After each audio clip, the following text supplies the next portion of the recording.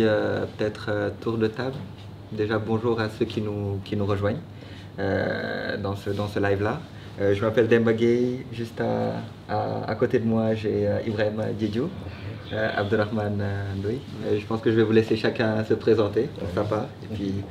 Et puis on va aller entrer dans le vif du sujet. Très bien. Voilà. Honneur aux dames. Honneur aux dames, oui. Donc bonjour à tous, Yannick Koussi, en charge de la fidélisation chez Orange. Très bien. Okay. Ibrahima Diédhiou, expert en solutions de gestion de l'expérience client chez Oracle. Ok, donc moi c'est Abdurrahman Ndoye, donc je suis responsable de la relation client digitale au niveau de Sonatel. Alors ça nous fait une belle transition, tu parles de relations clients digitales et je pense que c'est le thème du jour. Oui. Comment un peu aujourd'hui les entreprises, comment les entrepreneurs, comment ceux qui en tout cas ont leur business sur Internet de manière générale gèrent cette relation client-là. Et je pense qu'on a les bonnes personnes pour en parler, pour échanger dessus. Voilà, comment est-ce que vous voyez un peu, en tout cas dans le paysage sénégalais, comment cette relation client-là elle est gérée? Est-ce que vous trouvez qu'il y a des efforts qui sont en train d'être faits? Qu'est-ce qui est déjà en place et comment voyez-vous l'écosystème de manière générale? On va démarrer par toi, Abdurrahman. Ok, donc merci Demba pour la question. En fait, pour moi aujourd'hui, ce qu'il faut savoir, c'est que la relation client, elle a existé depuis longtemps, mais là, elle est en pleine mutation. Donc le digital est venu et ça a vraiment tout chamboulé. Aujourd'hui, le client, il n'est plus vraiment attentiste. Aujourd'hui, le client, c'est un consommateur. Voilà, il est consommateur et l'acteur. Ça veut dire qu'avant, un client, il suffisait que tu lui actives un service ou bien tu lui fasses une demande assez simple et il est satisfait. Mais aujourd'hui, le client, il a compris. C'est-à-dire qu'il comprend le produit, il connaît le produit. Donc ce qu'il attend, c'est bien plus que des informations simples. Voilà. Si aujourd'hui, pour revenir à ta question, on ramène l'analyse par rapport à la relation client digitale au niveau du Sénégal, on se rend compte qu'il y a beaucoup de marques qui sont présentes sur le digital. Maintenant, c'est devenu un must d'avoir une page Facebook, d'avoir un compte Instagram, d'avoir une page Twitter. Mais est-ce que derrière ces marques-là font de la relation client digitalisée? Parce que la relation client digitalisée, ce n'est pas seulement créer un compte, mais c'est derrière mettre en place tout un écosystème de front office, de back office, d'outils techniques. Donc, sûrement, Ibrahim va nous en parler pour aujourd'hui pouvoir bien gérer cette relation-là. Donc aujourd'hui, moi, si je peux vraiment faire une rapide analyse, je peux dire que beaucoup de marques sont présentes sur les réseaux sociaux, mais en termes de relations clients digitalisées, end-to-end, il y a encore des efforts et des améliorations à faire. Voilà, si je peux répondre dans un premier temps comme ça. Ok.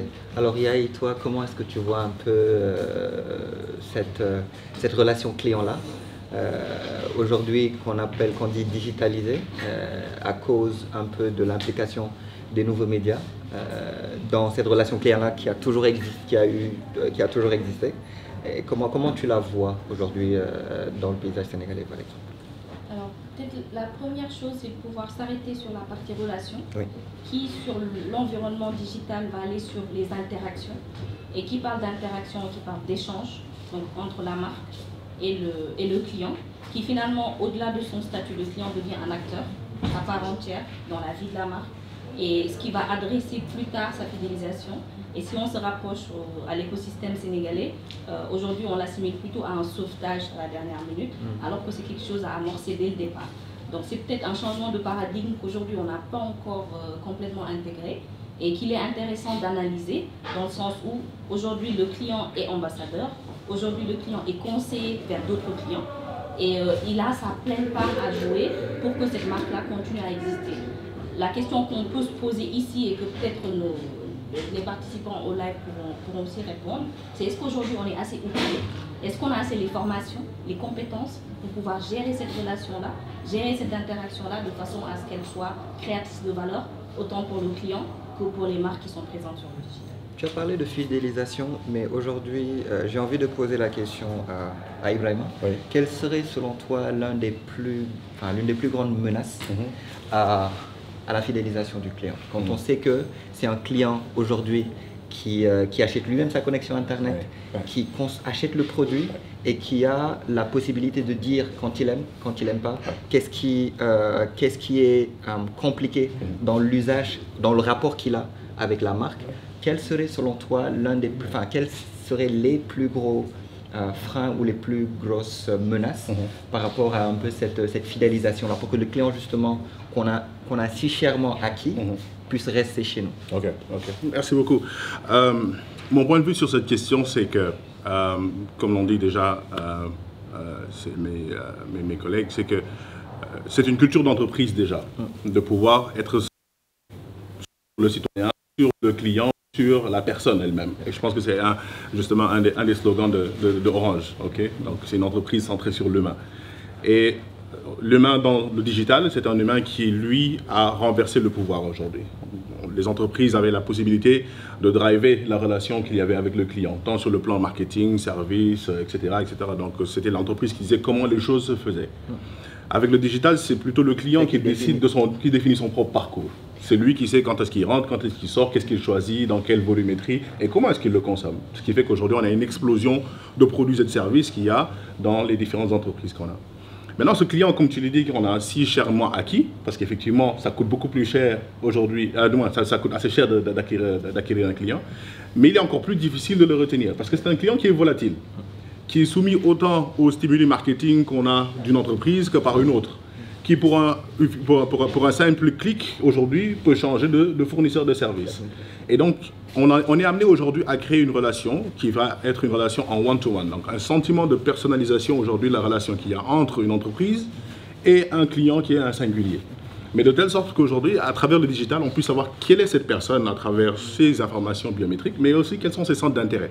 Quelle est la particularité de Demba par rapport aujourd'hui à l'ensemble de l'écosystème et à l'ensemble aujourd'hui du panel de clients qu'on a. Donc c'est vraiment de pouvoir singulariser l'individu et de pouvoir le suivre quel que soit le chemin qu'il parcourt et quelle soit l'étape qu'il a, du moins le niveau d'avancement qu'il est, dans lequel il est, et de pouvoir lui fournir l'information ou bien le service dont il a besoin avec une satisfaction à 100%. Après, quand tu dis fournir le service qu'il faut, je pense que ça fait appel un peu à un paramètre qui est les skills, les compétences ou en tout cas le savoir-faire qui permet aujourd'hui de pouvoir déjà rentrer en contact convenablement avec le client, de pouvoir écouter le client, de pouvoir répondre aux besoins du client. Est-ce que, mais vraiment par expérience, vous peinez parfois ou est-ce que vous avez des difficultés ou est-ce que c'est facile chez vous d'avoir des gens qui peuvent gérer cette relation client-là? Parce que on le sait tous, c'est jamais facile. C'est jamais facile parce que le client sait qu'il a sa voix et sa voix, elle compte. Je pense que je vais rebondir sur ton dernier mot, c'est jamais facile. C'est jamais facile parce que la relation qui est digitalisée, elle se passe sur les réseaux sociaux. Les réseaux sociaux, c'est une caisse de résonance. Aujourd'hui, au téléphone, c'est du one-to-one. C'est entre le conseiller et le client. Mais sur le digital, sur Twitter, Facebook, Instagram, c'est une relation one-to-many. C'est-à-dire c'est entre le client, les clients plutôt, et la marque. Et donc aujourd'hui, pour être bon dessus, ça demande beaucoup de compétences. Ça veut dire que, pour moi, une marque qui fait de la relation client digital est différente d'une marque qui a un community manager. Voilà, parce qu'un community manager aujourd'hui, il peut être bon en marketing digital, il fait des posts, il fait du contenu, il fait de la modération, il fait des jeux.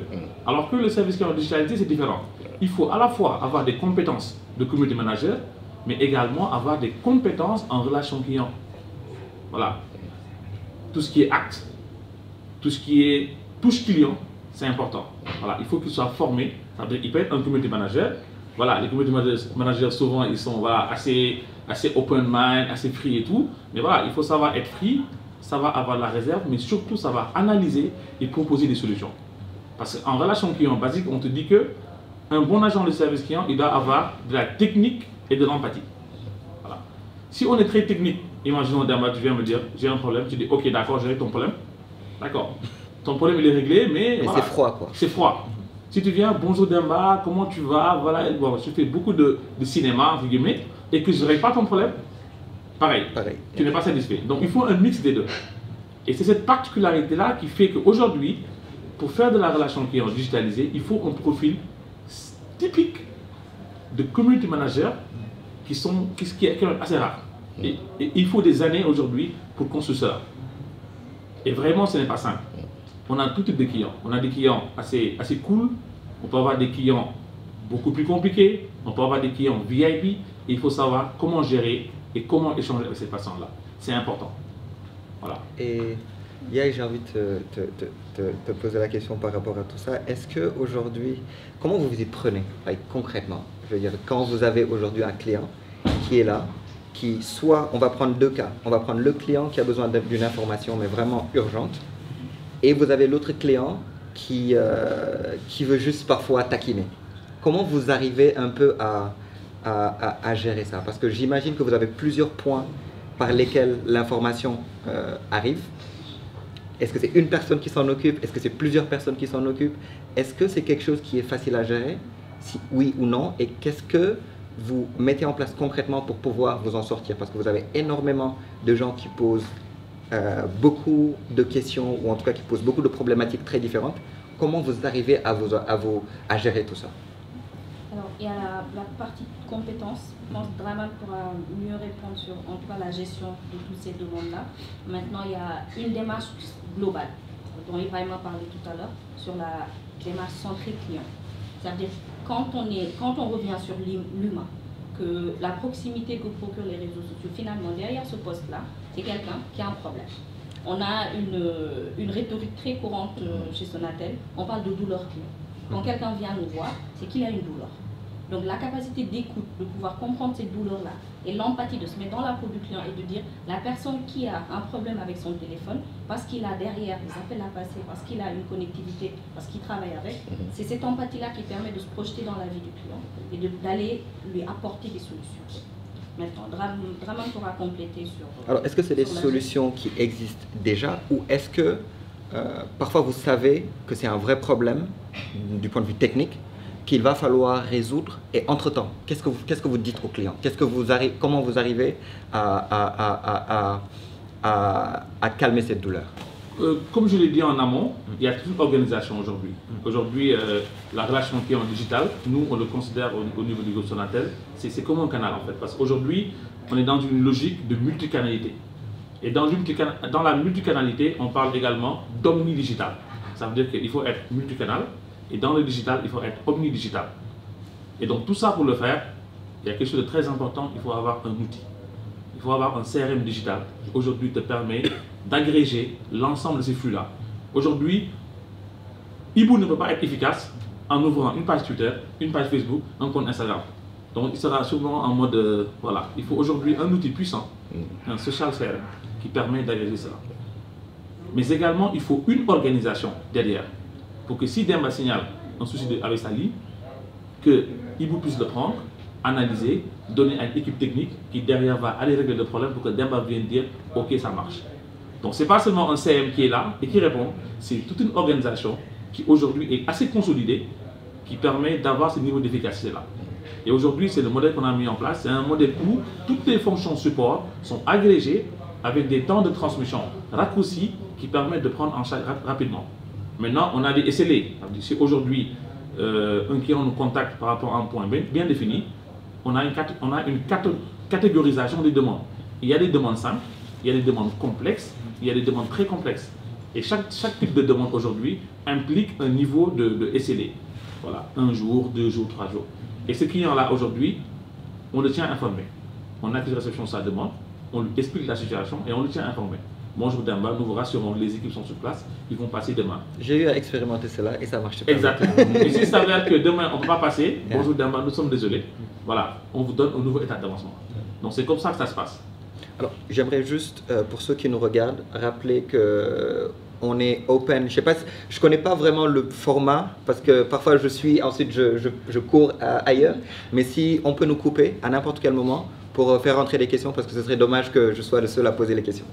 Voilà. Je sais pas si c'est gérable ou pas. C'est bon? Parfait, parfait. Donc, ma prochaine question, elle est pour Ibrahim. Yes. Bon, parfois on a des, comme il l'a dit, hein, des questions assez simples à gérer. Mais aujourd'hui, toi, comment est-ce que tu peux l'utilisateur lui-même, quel rôle ou en tout cas quelle place penses-tu qu'il faille lui donner au sein d'une organisation, pas seulement aujourd'hui la Sonatel ou Orange qui nous accueille aujourd'hui, mais pour toutes les organisations qui ont en tout cas des plateformes en ligne et qui devraient et qui, je pense, devraient pouvoir mettre des systèmes en place pour justement agréger toutes ces demandes-là? Comment est-ce que les gens devraient s'y prendre à ton avis? Ok. Alors, pour répondre à la question, je le prendrai ainsi. L'organisation telle qu'elle est faite aujourd'hui dans la majeure partie des sociétés avec lesquelles on travaille est une organisation qui est stratifiée. D'accord? Donc, il y a des utilisateurs de premier niveau, des utilisateurs en back-office, et il y a effectivement des approbateurs. Ce qu'on essaie de faire avec la mise en œuvre de solutions digitales pour vraiment aider les entreprises dans la gestion de leur service client, ce qu'on essaie de faire, c'est de pouvoir autonomiser un maximum les agents de premier niveau, qu'ils puissent fournir la réponse à la question au client dans un temps le plus court possible. Cela veut dire aujourd'hui que l'information, quelle qu'elle soit technique, commerciale, au niveau du service, du marketing, sur un produit, etc., toute l'information doit être disponible à chaque point de contact. Que ce soit sur le web, sur Twitter, sur Facebook, sur le call center, etc. En fonction des mots-clés qui sont retrouvés dans la conversation, on peut facilement projeter une information vers le client. Avec des technologies maintenant qui sont l'intelligence artificielle, le machine learning, on arrive aujourd'hui à coordonner l'ensemble de ces forces-là, de sorte à pouvoir mettre le client en confiance en disant il y a un Google chez Sonatel. Vous allez sur la page de Sonatel, vous tapez une question, vous avez toutes les réponses qui sont possibles.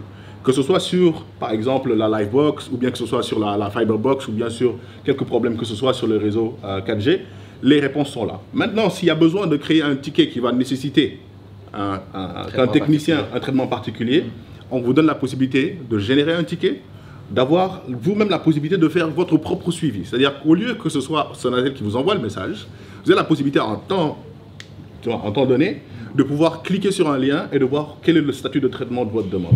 Où est-ce que ça en est dans l'ensemble du processus. De sorte à ce qu'on puisse avoir aujourd'hui cette relation en one-to-one et surtout une transparence dans justement le traitement de ces différents processus-là.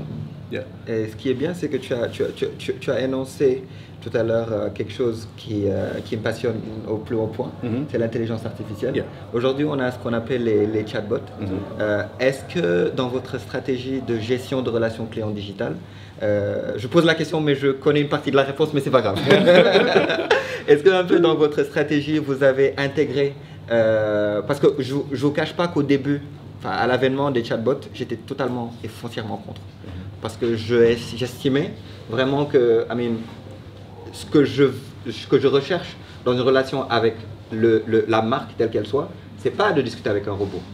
Ok? Mais il m'est arrivé de tomber sur des plateformes où le chatbot, le robot, qui me pose déjà la question introductive, qu'est-ce que je suis venu chercher, ou en tout cas me propose même des questions, que ça pourrait finalement être assez pratique. Assez pratique. Comment est-ce que, je ne sais pas qui va répondre à cette question. Je vais répondre à ces questions. En fait, ce qu'il faut savoir aujourd'hui, c'est que dans la stratégie de digitalisation du relation client, il y a deux gros pavés. Il y a le digital assisté et le digital non assisté. Okay. Tout ce qui est digital assisté, c'est un digital qui implique le contact humain. Et qui dit contact humain, dit forcément derrière des charges, etc. etc. Donc aujourd'hui, toutes les entreprises ont en ligne de mire cette stratégie de développer le digital non assisté. Ibrahim en a parlé. Si aujourd'hui, tu mets en place une communauté, comme nous, assistance.orange.sn, où le client, lorsqu'il vient dans Google, avec le SEO, le référencement naturel, il tape un mot-clé Orange Money, et hop, on le redirige vers cette FAQ-là. Ça, c'est un premier niveau de rendre le client autonome, et c'est un premier niveau de digital non assisté. Et il y a également tout ce qui est self-care. Donc le self-care aujourd'hui, pour nous, c'est Orange et moi. C'est aujourd'hui la possibilité au client de suivre sa consommation Internet, de télécharger sa facture, etc. etc. Donc le client n'a pas besoin de contacter Ibou ou le plateau de téléphone, ni d'aller en agence pour ce type de demande-là. Maintenant, le digital assisté, à un moment donné, on ne peut pas le maîtriser. Parce que les clients, on ne peut pas lui dire, il faut aller par force dans tel ou tel canal. Il est libre. Et comme l'a dit le client, c'est plus un consommateur, c'est un consomme-acteur. Il est acteur et c'est lui qui décide de son parcours client. Et s'il dit que voilà, moi je veux venir au niveau du digital assisté et j'ai besoin de parler à une personne, nous, en ce moment-là, on peut l'aider, encore une fois, en mettant en face de lui un chatbot. Mais aujourd'hui, quand on met un chatbot, dans un premier temps, il faut mettre un chatbot simple. Parce qu'il faut savoir que certaines personnes ne comprennent pas les chatbots. D'autres personnes assez avancées vont se dire « Ah non, moi j'ai un chatbot en face de moi ». Ils ne vont pas apprécier. Aujourd'hui, l'idée, c'est de partir sur les top motifs, de se dire que voilà mes top motifs, de faire une matrice de complexité des motifs et de me dire que voilà, j'ai X% de mes motifs qui sont des demandes très simples. Typiquement, aujourd'hui, un client peut te contacter pour te dire combien coûte la fibre. On n'a pas vraiment besoin qu'un humain donne cette information-là. Il peut venir, bonjour Demba, que puis-je faire pour vous? Tu dis, je veux une information commerciale. Tu cliques sur un bouton, il te dit quelles sont les infos dont tu as besoin. On fait des univers. Fixe, mobile, internet, tu dis univers fibre. Et tu mets tarif et tu as ton information. Et à tout moment, on te donne la possibilité, si ça ne t'arrange pas, de pouvoir parler à un humain. C'est important aujourd'hui, dans ce parcours-là, de ne pas restreindre les clients. Mais aujourd'hui, dans la stratégie, clairement, il est prévu aujourd'hui d'avoir un chatbot sur certains canaux. On peut mettre un chatbot sur Facebook, sur le mur. Il y aura forcément des trolls, ni sur Twitter. Aujourd'hui, sur certains canaux, on peut mettre en ligne de mire un chatbot par rapport aux demandes simples. Et puis derrière, voilà, laisser toujours la main de contacter un humain. Sachant que les chatbots, c'est très compliqué. Il y a des chatbots très compliqués qui vont demander du NLP, beaucoup d'intelligence artificielle. Il faut avoir des bot trainers qui vont entraîner le bot. Il faut analyser les taux d'échec, etc., etc. Donc c'est quand même quelque chose qui est vraiment à son début, hein, même partout dans le monde. Mais voilà, c'est avec le temps, le bot, il faut l'entraîner. Plus il dure, plus il apprend, plus il va être efficace. Et finalement, on en revient un peu à la question de la donnée. Ouais, tout à Parce fait. que je pense que la pertinence ou pas de mettre en place un chatbot, elle est définie par la donnée. Quelles sont les demandes qui arrivent le plus? Est-ce que c'est pertinent de mettre en place un chatbot? Est-ce que quand on le met en place, finalement, quelles sont les questions qui sont traitées? Quelles devraient être les questions qui sont... Et est-ce que tu peux un peu revenir avec nous sur l'importance de la donnée, d'abord? Et comment, aujourd'hui, des entreprises qui n'ont pas la taille de Orange devraient pouvoir mettre en place des choses pour justement tirer le meilleur de ces données-là qui sont disponibles sur les réseaux sociaux, en tout cas dans le cadre de la relation client digitale. Dans le cadre de la relation digitale, comme tu le dis, quand tu parles de digital, tu es déjà dans le binaire. 0-1, il n'y a pas de truc, c'est dans l'informatique. Quand on informatise cette relation-là, ce qui est important, c'est quelle est l'information qui est composée de plusieurs données que l'on tire aujourd'hui du système. Quel est le sens aujourd'hui qu'ont mes données quand je suis en train de parler à Demba sur les réseaux sociaux? Quel type d'utilisateur c'est? Est-ce qu'il est chez moi? Est-ce que c'est un client ou est-ce que c'est un prospect, déjà, premièrement? Est-ce que c'est un homme, c'est une femme? Dans quelle tranche d'âge? Quel est le smartphone qu'il utilise, etc. Donc tout ça, ça a un sens. Ça peut créer une personnification aujourd'hui de cette personne. Et quel est son centre d'intérêt? De quoi est-ce qu'il te parle? Est-ce qu'il est positif ou négatif par rapport à certaines choses? Toutes ces informations sont des données que tu peux récupérer aujourd'hui à travers Internet. Parce que les réseaux sociaux sont libres. Maintenant, l'interprétation qu'on fait de ces données-là nous permet, à travers les outils dont il parlait tout à l'heure, de pouvoir créer une information qui a un sens pour nous. Maintenant, cela va toucher ce qu'on appelle aujourd'hui la vision de l'entreprise. Quelque entreprise que ce soit, quelle que soit sa taille, est là pour une chose bien déterminée. Certains, c'est pour fournir de la connectivité, pouvoir rapprocher les gens à travers la voix, à travers les réseaux sociaux, etc. Il y en a d'autres, c'est la blanchisserie. Il y en a d'autres, c'est l'automobile.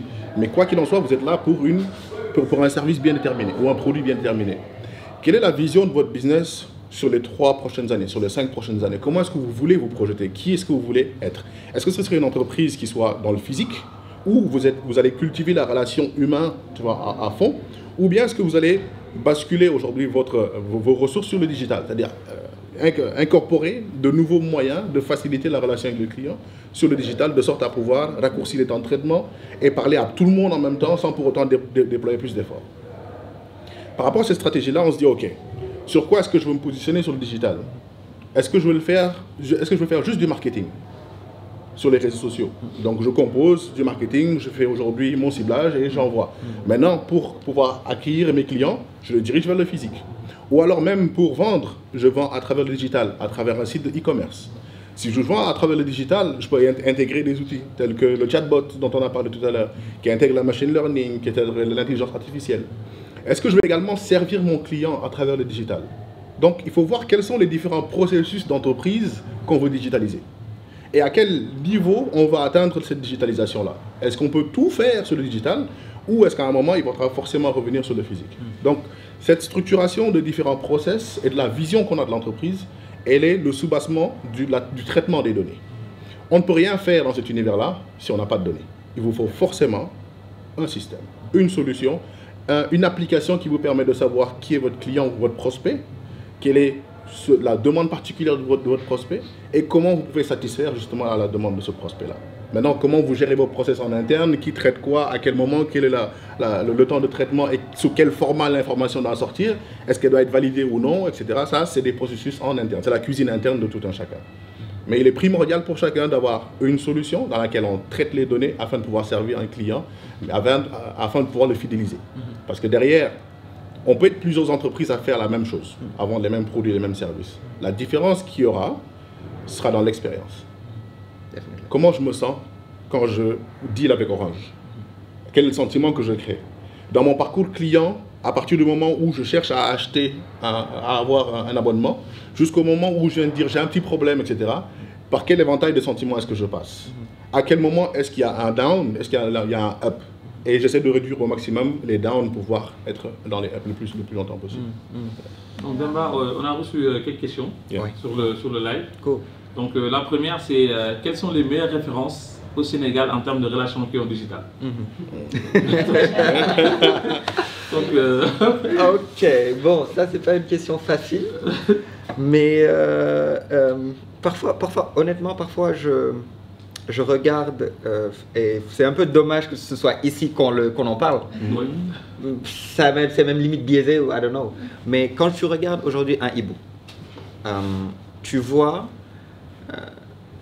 moi quand je vois les réponses de Ibu sur les réseaux sociaux, je me dis ok, je sais que c'est pas une seule personne qui est en train de répondre. Ça, c'est pas forcément tout le monde qui le comprend, mais ce serait bien que les gens aussi puissent le comprendre. Même dans la communication autour du personnage Ibu, c'est du marketing. Il faut que les gens comprennent qu'on est vraiment dans un modèle où on a tellement de demandes que humainement, c'est pas possible pour une seule personne de gérer tout ça.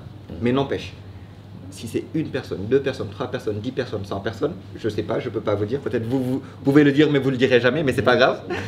Mais quoi qu'il en soit, vous voyez tellement parfois d'agressivité sur les réseaux sociaux.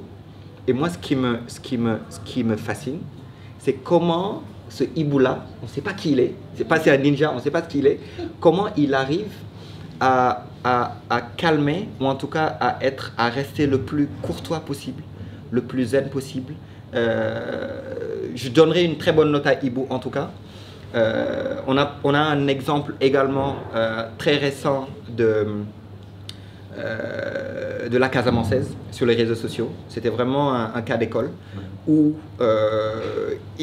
le community manager s'est fait taper, mais vraiment méchamment sur les réseaux sociaux.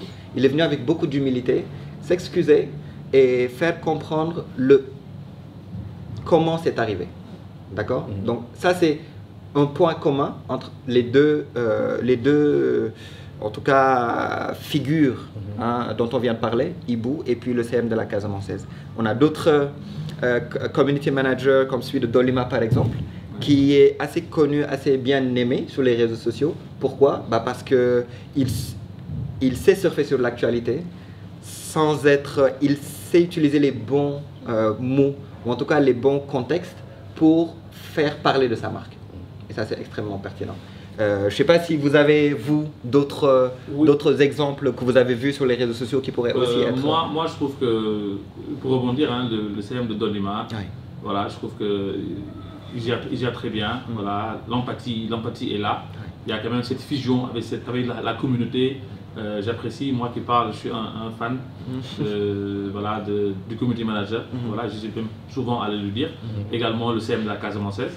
Voilà, comment il a géré le bad buzz. Et c'est même d'ailleurs la prochaine question, c'est comment gérer un bad buzz. Voilà. Donc je pense que c'est un mot noir, un buzzword comme on dit, que tout le monde... voilà. Comment gérer aujourd'hui un bad buzz ou une crise sur le digital. Voilà, donc je pose la question et peut-être je vais introduire par rapport à ça. Donc aujourd'hui, un bad buzz, c'est vraiment ce que redoutent tous les community managers. Parce qu'aujourd'hui, un bad buzz il engage la e-réputation d'une marque. Voilà, aujourd'hui, je pense qu'il y a de grandes marques peut-être qu'on ne citera pas, qui aujourd'hui ont vraiment vu les conséquences du bad buzz. Nous, je pense qu'on a eu un bad buzz l'année dernière. Et voilà, d'autres marques également en ont, comme la Casamançaise, ils en ont eu. Récemment. Pour moi, comment gérer un bad buzz? Il faut d'abord avoir une équipe pour gérer un bad buzz. Pour moi, un bad buzz ne se gère pas. Aujourd'hui, Nikou ne peut pas à elle seule gérer un bad buzz. Voilà, pour toute la marque. Aujourd'hui, un bad buzz ne se gère pas lors du bad buzz. Un bad buzz se gère avant le bad buzz. Parfois des années avant. Parfois des années avant. Il faut avant tout mettre en place un dispositif d'anticipation du bad buzz. Parce qu'un bad buzz, pour le gérer, il faut le voir. Il y a des marques qui ont des bad buzz et qui peut-être que même les responsables ne savent pas qu'ils ont un bad buzz. Alors qu'aujourd'hui, chaque marque doit mettre en place un dispositif de veille sociale, avoir une social room qui leur permet aujourd'hui de pouvoir anticiper sur les bad buzz. Et lorsqu'on anticipe, on réagit. Mais on ne réagit pas automatiquement. On anticipe et on observe. Souvent, en se précipitant, une marque peut alimenter le bad buzz ou raviver le bad buzz. Carrément. Souvent sur le digital, on dit qu'il faut aller vite, mais concernant les bad buzz, il faut aller vraiment, comme on dit, mollo. Il faut d'abord observer et suivre. Regarder quels sont les hashtags utilisés, quels sont les mots-clés, quelles sont les tendances, observer et voir comment réagir. Et une fois qu'on a bien analysé le bad buzz, bien segmenté le problème, bien analysé, en ce moment-là, commencer à proposer des plans d'action pour pouvoir répondre. Quand il y a un bad buzz, il ne faut pas, dans un premier temps, essayer de sauver l'image. Il faut d'abord essayer de régler le problème. Voilà. Malheureusement, souvent, certaines marques, ce qu'ils essaient de faire, c'est de sauver l'image. Soit en se dédouanant, non, il faut d'abord essayer de régler ce qui est à l'origine du bad buzz. Pour moi, si je devais dire à comment... Et il n'y a pas de formule magique. Hein. Souvent, on voit sur Internet comment gérer une crise, un point A, point B, point C. Ça ne marche pas comme ça. Ça, c'est de la théorie. C'est de la théorie. Et aujourd'hui, comment on gère un bad buzz chez Orange, c'est différent de comment on va gérer un bad buzz chez Brahma, chez Demba, voilà. À chaque bad buzz, sa particularité. Il n'y a pas de solution, il n'y a pas de template bad buzz. Il n'y a pas de template comme dans les CMS où tu copies du code. Non. À chaque bad buzz, sa particularité. Et à chaque bad buzz, comment l'aborder et comment le régler. Ce qui ne change pas, par contre, c'est le dispositif d'anticipation. Et ça nous ramène à un point important, c'est la veille digitale. Et donc, je vous laisse peut-être rajouter des points par rapport à la gestion de crise ou gestion de bad buzz. Ok. La gestion de crise, c'est des choses qui sont quasiment inéluctables dans les relations qu'on a. Parce que quoi qu'il en soit, c'est le digital qui est juste le moyen de communication, mais derrière, ce sont des êtres humains qui sont là. Une entreprise, quelle que soit sa taille, ce sont des êtres humains qui travaillent à l'intérieur. Donc, pour moi, la gestion de la crise, c'est déjà un état d'esprit. On peut écouter pour pouvoir répondre, et c'est ce que font beaucoup d'entreprises. Elles écoutent ce que les gens disent, elles essaient de répondre pour se défendre. Alors qu'il faut justement écouter pour comprendre ce que les gens disent et pouvoir avoir un axe sur lequel on va se dire, ok, voici le message réel en fait qui est en train d'être passé. Voici comment nous, on doit corriger la trajectoire.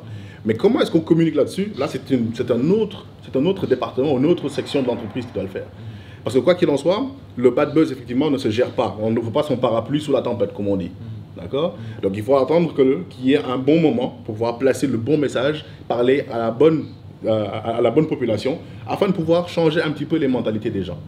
Maintenant, dans les techniques, il y a plusieurs choses. Hein. On peut utiliser des influenceurs, des ambassadeurs, on peut créer des sessions dans ce genre-là pour véhiculer la bonne information. Mais comme on le dit, dans chaque cas, chacun a sa particularité, donc chaque problème particulier a sa solution particulière. Donc il n'y a pas de solution miracle. Il faut simplement pouvoir savoir aujourd'hui quelle est la réalité sur le marché, sur le terrain, même si on est bien aimé par tout le monde. Qu'est-ce qu'on dit de mal de nous, même si tout le monde n'en parle pas, il faut commencer déjà à être prêt là-dessus. De sorte à ce que lorsque ça monte en neige, être prêt à pouvoir le gérer. Il y a peut-être 3 points importants à prendre en compte. C'est sur la professionnalisation du métier du community manager.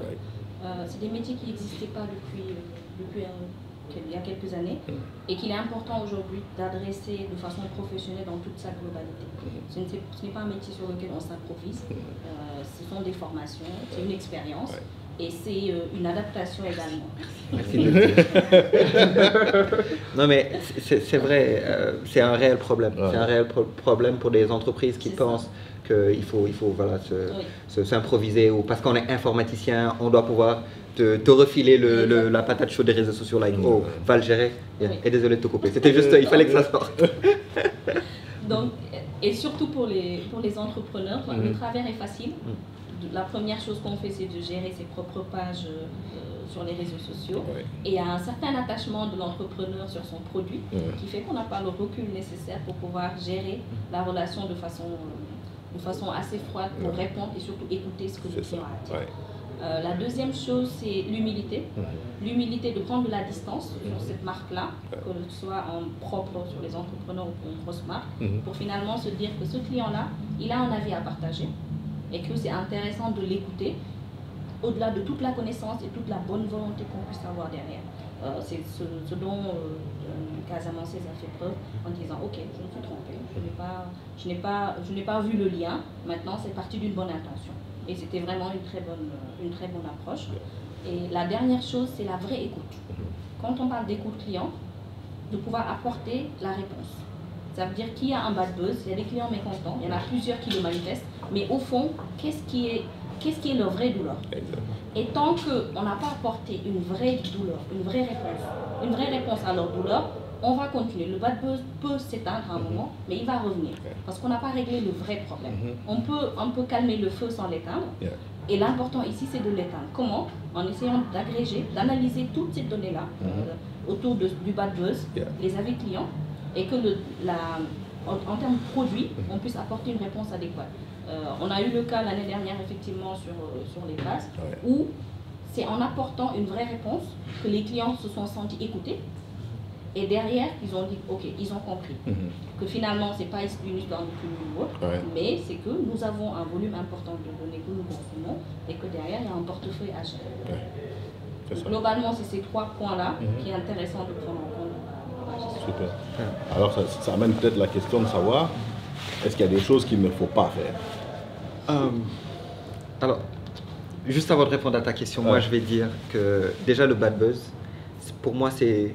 je ne vais pas dire que c'est toujours positif, mais avoir un coup sur la tête quand on est une marque qui est sur les réseaux sociaux, c'est toujours bénéfique. Pourquoi? Parce que ça vous permet de vous remettre en question. Vous pouvez avoir des sessions de brainstorming, essayer de voir comment est-ce qu'on peut améliorer mais le client lui-même, il sait ce dont il a besoin. Et c'est lui qu'il faut écouter pour apporter les vraies solutions. Parce que autant tu peux t'enfermer dans des bureaux, penser que oh, tel pass est le meilleur, tel produit ou service est le meilleur, vraiment ça les gens vont aimer.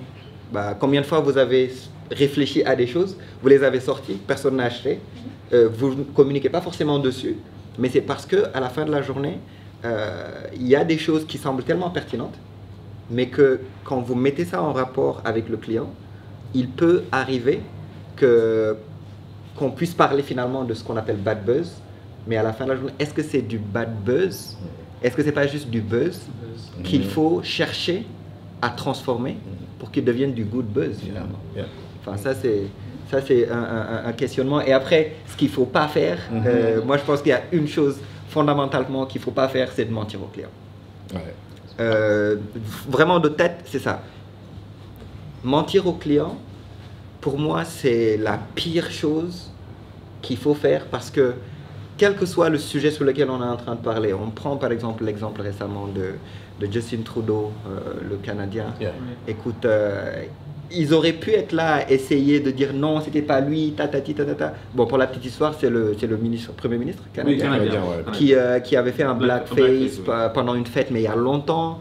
Et une petite parenthèse par rapport à ça, c'est un peu le droit à l'oubli. Enfin, les gens, ils se disent que oh, quand je fais les choses quand je suis jeune, bon, ça vous rattrape. Vous allez déposer votre CV à la Sonatel. Il y a maintenant des gens, en tout cas j'espère, qui vont checker, faire un background check, pour voir est-ce que vous avez été correct ou comment vous vous comportez au-delà de ce qui est sur votre CV. Donc, c'était juste une petite parenthèse pour les gens aujourd'hui qui veulent soit être community manager, soit être whatever au sein de marques. Pensez à ce qu'ils mettent tous les jours sur les réseaux sociaux qui peut se retourner contre eux. Autant les gens qui veulent aller travailler pour des grandes marques ou pour des entreprises, quelle que soit leur taille, que pour des employés de ces entreprises-là. Parce que n'oublions pas que l'image que vous avez sur les réseaux sociaux, dès que, même quand vous pensez que les gens ne savent pas que vous travaillez pour quelle marque, le bouche à oreille, je pense qu'on l'a tous expérimenté un jour ou l'autre, que ce soit des captures d'écran qu'on envoie via WhatsApp ou via message privé, whatever, les gens ils savent toujours. Donc toujours faire en sorte d'avoir quand même un minimum de retenue, ou en tout cas une éthique, ou en tout cas penser à demain, quand on fait des choses aujourd'hui sur les réseaux sociaux.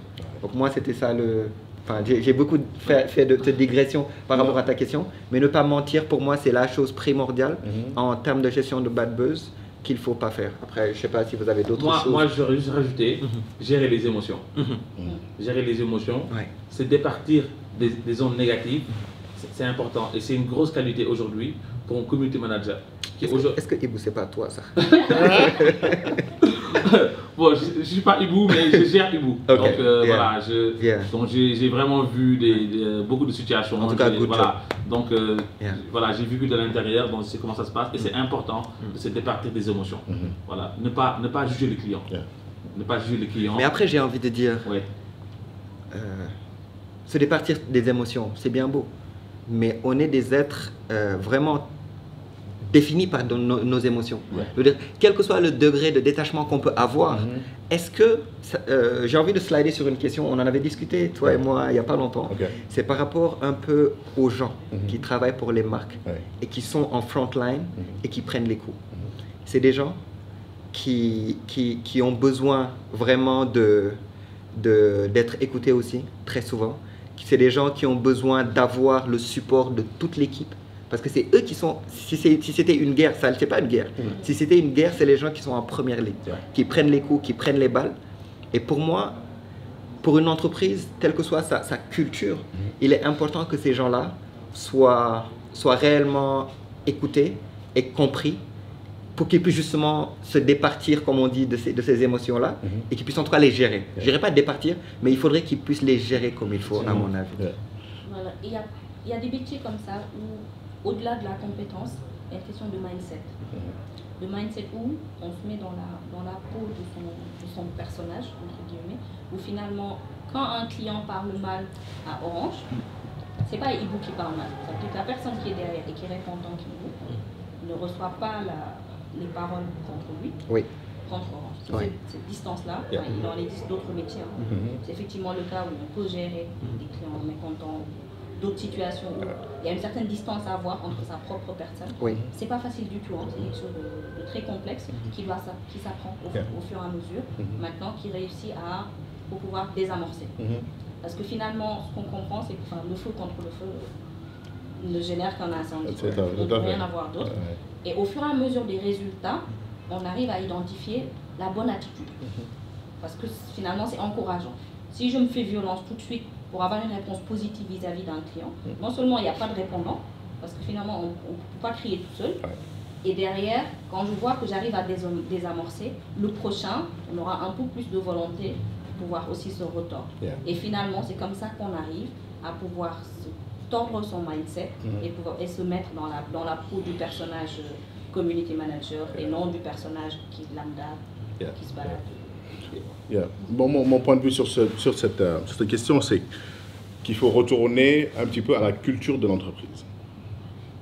La culture de l'entreprise est déterminante dans comment est-ce qu'on gère la relation client. Dans la culture d'entreprise, on fait intervenir des concepts tels que le leadership. Le leadership, et là je vais citer un de mes professeurs, Gilles Ataï, qui est un professeur en leadership, qui disait « Un leader doit faire attention à ce qu'il dit et ce qu'il ne dit pas, ce qu'il fait et ce qu'il ne fait pas. » Donc il faut aujourd'hui bien analyser les choses, de sorte à pouvoir bien quadriller le problème, savoir aujourd'hui situer les responsabilités et envoyer un message qui sera progressiste. Pas un message qui sera un back and forth, mais c'est de faire avancer le client dans son processus. Le client qui écrit ou bien qui manifeste son besoin, il le fait dans un sens bien déterminé. Il faut aller dans le sens du client ou l'amener vers une solution le plus rapidement possible. Et donc une entreprise telle qu'Orange ou bien telle toute autre entreprise, je pense qu'il doit y avoir beaucoup d'entrepreneurs qui nous suivent, c'est de savoir aujourd'hui quelle est la culture de l'entreprise, quelle est l'image que je veux projeter à travers mon personnel. Vous, en tant que responsable de l'entreprise, vous avez peut-être une centaine de personnes qui vous reportent. Elles n'ont pas toutes la même éducation, la même formation, ou bien la même force de caractère pour pouvoir gérer ces relations-là. Mais un client peut aujourd'hui intervenir ou bien interagir avec votre entreprise à travers chacune de ces 100 différentes personnes. Donc inculquer cette culture d'entreprise, inculquer ces valeurs, ce leadership-là, et le pouvoir le faire également sur le digital, c'est là qu'on arrive à avoir ce qu'on appelle ce service omnicanal. Quel que soit le point de contact que l'on a, on a toujours la même qualité de réponse et comment dire, de proximité avec l'entreprise, quel que soit aujourd'hui le point de contact ou bien l'individu avec lequel on interagit. Et pour moi, c'est important d'avoir cette culture d'entreprise. Vous le verrez dans plein d'ouvrages, comment dire, de manière de business. Quand on leur donne une société à rediriger ou bien à redresser, ils descendent l'échelle jusqu'au niveau du gardien ou bien de celui qui est en bas de l'échelle pour voir quelle est la culture de l'entreprise et pouvoir la transformer du bas vers le haut. Donc, ça veut dire que c'est un processus intégral. Ce n'est pas un processus simplement aujourd'hui décisionnel, directionnel. C'est un processus intégral qui intègre aujourd'hui l'ensemble des forces de l'entreprise. Donc, merci beaucoup, Ibrahim. Donc, je partage les autres questions. Demba. Oui. Donc, il y a une question. Qu'est-ce qui compose une équipe qui gère la relation digitale d'une marque? Donc, bon, si je peux répondre. Bien sûr, vas-y. Bien sûr, c'est ton Je vais essayer je pense que tu peux. Ouais, donc, en fait, il faut savoir que c'est vraiment une grosse organisation avec des community managers, avec des chefs de projet, avec des responsables des canaux non assistés. Voilà, typiquement, là, il faut qu'il y ait des personnes qui gèrent la communauté, qui mettent du contenu, qui s'assurent que le contenu dans ces communautés-là et ces facs-là sont à jour. Voilà, pour ne pas donner de mauvaises informations. Il faut également des gens qui bossent sur le self-care. Il faut des gens qui regardent les KPI, parce que toute activité qui ne se mesure pas ne s'améliore pas. Aujourd'hui, il faut des indicateurs par rapport à la satisfaction, par rapport à la réactivité. Tous ces indicateurs-là, tout ça, c'est aujourd'hui des choses sur lesquelles il faut piloter. Il faut également préciser que nous, au niveau de Sonatel, on travaille sur la norme CEPC. Donc, la norme CEPC, aujourd'hui, c'est un référentiel canadien, on peut dire mondial, qui aujourd'hui est vraiment un gage de qualité en termes de relations clients. Donc nous sommes à notre 5e certification et aujourd'hui, Ibu est certifié CEPC. Voilà, donc c'est un peu pour dire derrière toute l'organisation qu'il y a. En plus d'avoir une organisation équipe, il faut derrière avoir un référentiel pertinent qui aujourd'hui permet un pilotage des activités. Et comme j'ai dit, il faut bien noter la chaîne, il faut des community managers, des personnes en front office, il faut des personnes en back office, parce qu'il y a des demandes, comme tu as dit tout à l'heure, des demandes commerciales, marketing de tout ordre. Et voilà, il faut que ces community managers-là, quand même, en plus de la couche de community management, soient des bons agents de relations clients, qui maîtrisent les offres, qui sont techniques et qui aient également une bonne culture générale. Parce que souvent, il ne faut pas seulement maîtriser les offres. Il faut savoir que Black Panther est sorti. Il faut savoir que Avengers Endgame actuellement à la hype. Il faut savoir, etc., pour aujourd'hui pouvoir être en communion avec ses clients. Et je les appellerai même plus clients avec ses collaborateurs en fait. Parce qu'aujourd'hui, tu vois des clients qui viennent, salut Ibu, comment tu vas et ta journée, ils échangent, voilà. Et c'est vraiment cool et fun de voir cette relation personnalisée qui a pu se mettre en place. Voilà, donc en termes de... Maintenant, il n'y a pas d'organisation figée, à chaque entreprise, c'est réalité. Et voilà, chacun essaie aujourd'hui de mettre en place l'organisation qui répond le mieux à ses besoins, mais surtout aux attentes du client. Parce qu'on sait toujours, il faut être customer centric. C'est le client d'abord et l'organisation tourne autour. Donc, l'autre question, c'est quelles sont les compétences nécessaires pour une relation client digitale? Donc, cette question-là, je la donne à Demba. Mais écoute, je pense que tu l'as dit, c'est plusieurs corps de métier aujourd'hui qu'il faut former. Qu'il faut savoir déjà qu'il existe et ensuite former des gens pour qu'ils puissent le faire. Je pense que tu as fait le tour. Tu as fait le tour par rapport à ceux qui aujourd'hui sont appelés community managers qui gèrent. Attends, il a parlé de la relation client digitale. Oui. Ok. Digital. Quelles sont les compétences nécessaires pour une relation client digitale? C'est assez vague comme question, mais je veux dire, si on prend en tout cas en termes de communication digitale, gérer les interactions qui existent entre la marque et les clients, c'est un peu, voilà, c'est les profils dont tu as parlé. C'est le community manager, c'est le chef de projet digital, voilà, c'est toutes ces personnes. Mais pour moi, on n'a pas seulement ces métiers-là dont on a parlé, qui doivent pouvoir gérer la relation client, mais les employés de la marque, ou en tout cas les gens qui travaillent pour la marque. Parce qu'aujourd'hui, avoir des gens qui sont des ambassadeurs, on peut avoir des ambassadeurs externes à la marque, mais aussi des ambassadeurs internes. Et pour moi, l'idéal serait, en tout cas pour une entreprise aujourd'hui qui est présente sur les réseaux sociaux, d'avoir le maximum, en tout cas en interne, d'ambassadeurs qui peuvent véhiculer l'image de la marque. Tout à l'heure, j'ai dit que c'est un peu parfois sensible pour des gens de prendre la parole sur les réseaux sociaux par rapport à une marque et autres, en se disant que oh, les gens ils savent pas que je travaille pour telle ou telle marque. Ça peut backfire rapidement. Pourquoi? Parce que les gens ils savent, hein. Les gens ils savent, et quand on n'arrive pas à se détacher, même quand on s'identifie pas concrètement comme quelqu'un qui travaille pour la marque, pour moi il est important toujours, quel que soit le niveau ou en tout cas le métier exercé au sein de la boîte, c'est d'avoir ce détachement-là. Et d'avoir cette répartie-là. Ok, cette personne-là a une douleur, comme l'a dit tout à l'heure. Essayons de trouver le moyen, vraiment le meilleur moyen de calmer cette douleur. Pas raviver parfois ce sentiment de douleur-là, ou ramener des arguments, des chiffres techniques pour dire que non, tu as pas raison, c'est nous qui avons raison. Là. À la fin de la journée, le problème, il n'est pas réellement adressé. Parce que le vrai problème, c'est le sentiment qu'il a par rapport à la marque. Pas d'abord le problème technique qu'il veut régler, mais plus le sentiment. Donc pour moi, on peut d'abord trouver le moyen d'apaiser ce sentiment-là, et en background, avoir des gens qui règlent le problème technique ou le vrai problème, pour qu'une solution, à la fin de la discussion, puisse être proposée. Finalement, au-delà de la relation sur le digital, qui est un canal, il y a les fondamentaux de la relation client tout court à prendre en compte avec les spécificités du digital.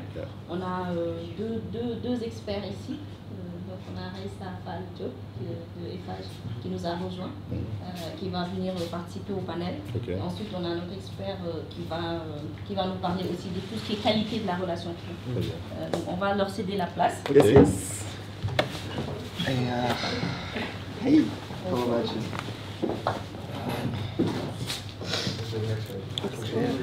Bonjour.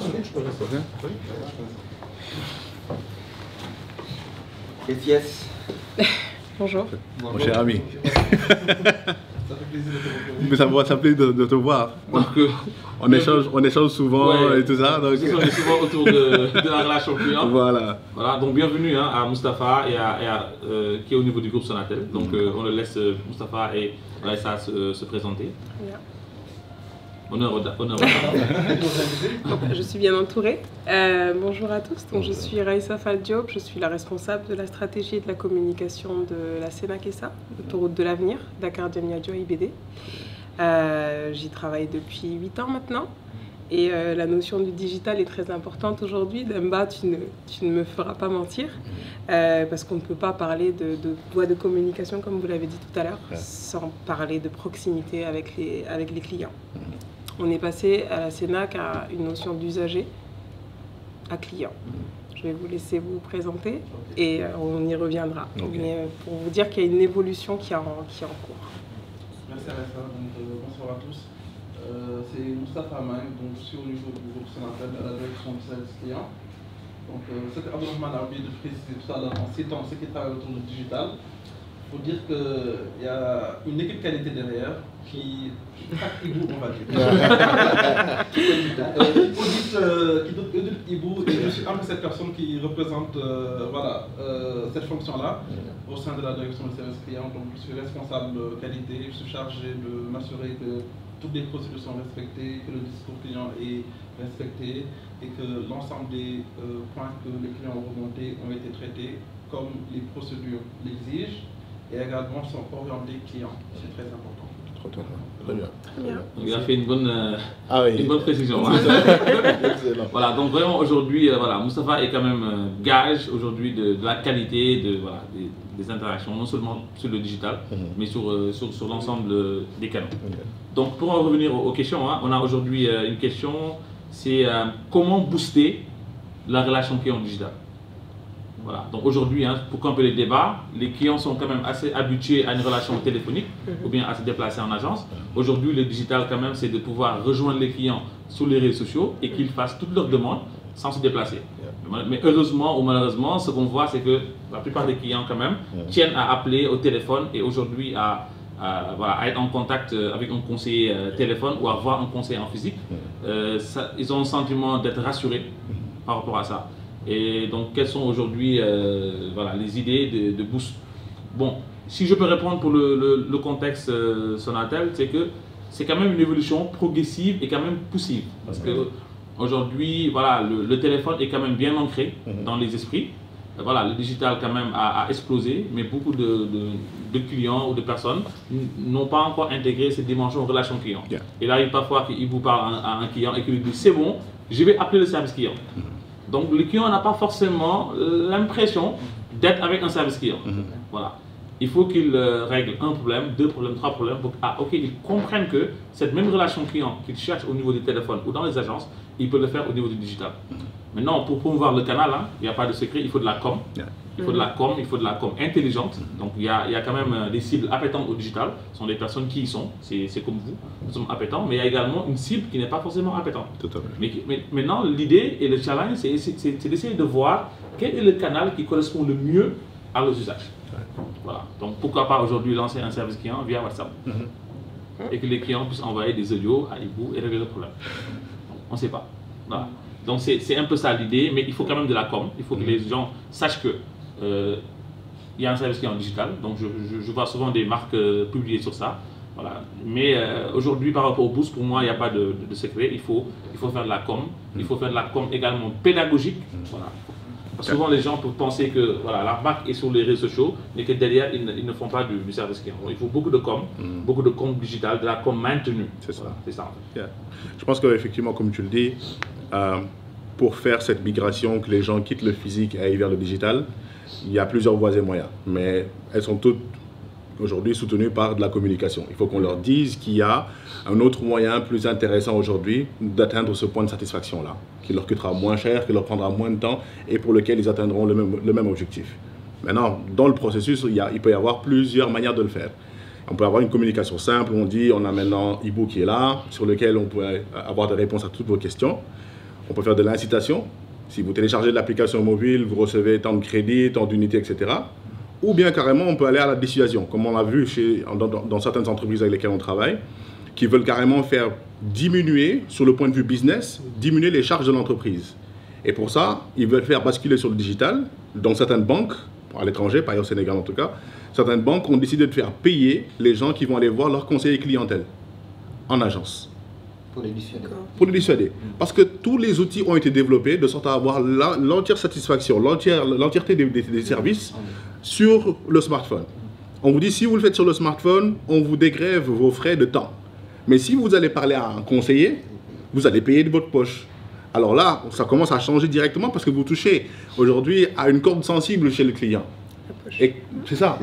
Et en définitive, la relation client, c'est toujours la maximisation de la satisfaction du client, du point de vue du client, mais également soit la maximisation de votre revenu ou bien la minimisation des charges côté entreprise.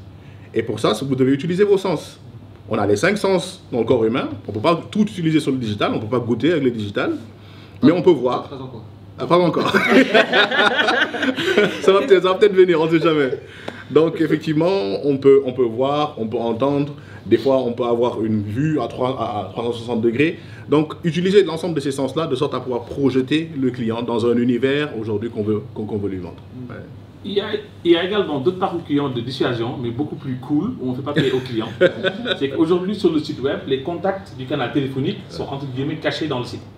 Quand tu viens et que tu cherches le numéro du centre d'appel, on te propose la FAQ, on te propose des canaux digitaux, on te propose... Et après, à la fin, si vraiment tu es vraiment déterminé, à ce moment-là, on te pousse sur le canal, téléphonique. Voilà. Et moi, j'ai envie de... Parce que Raissa, c'est mon ami. Raissa, on se connaît depuis un moment. Et à un moment donné, Ibrahima, il a parlé de toucher un peu à une corde sensible, c'est la poche du client. Dans un cas vraiment pratique, récemment, j'ai vu qu'en tout cas sur l'autoroute de l'avenir, comme vous dites, il y a eu une mesure qui a été prise de sanctionner les gens qui viennent au niveau du péage et qui ralentissent les autres parce qu'ils ont oublié de recharger leur carte. Et moi, ça m'est arrivé, personnellement. C'est pas normal. C'est pas normal. Et justement, il y a une question que ça suscite, c'est que le monsieur qui m'a interpellé pour me parler de ça, il m'a dit, bon, on en a parlé à la télé, hein, vous êtes pas censé ne pas savoir, I'm like, ok. Donc, moi, c'est évident que je regarde la télé. Juste pour ramener dans le contexte les canaux de communication. après coup, j'ai vu que ça a aussi été dit sur Facebook, bien avant que ça m'arrive. Et dans ma tête, il y a eu beaucoup de « Ok, pourquoi les gens pensent que parce qu'on a communiqué de manière assez massive sur quelque chose, okay, le client, il est obligatoirement au courant. Alors, si toi, tu peux me dire, parce que je sais que derrière un peu tous ces efforts-là, de déployer cette com auto à la télé, sur les réseaux sociaux, c'est toi. Est-ce que tu peux nous parler du retour que tu as par rapport à tous ces clients-là qui te disent que, oh, quels que soient les efforts que tu as faits, je n'étais pas au courant? D'accord. Ben, je vais prendre l'exemple pas plus tard que ce matin de Momar Dao de la SCOSEN, que j'ai rencontré ce matin. Et à qui je disais, bah écoute, il y a un bonus rapido pour le Magal de Touba, du 13 au 18. Ah, mais moi, je ne suis pas au courant qu'il y a des bonus. Bon, normalement, je devrais me dire, mais c'est pas normal, je communique. Aujourd'hui, je déploie une stratégie digitale en plus sur les réseaux sociaux. J'ai commencé sur Facebook, la page Facebook Autoroute de l'Avenir à 6 ans. Tu n'es pas sans savoir qu'on s'est lancé récemment sur Twitter, sur LinkedIn, sur Instagram. Donc déjà, il faut avoir le recul de tous ces supports, mais ça, j'y viendrai après.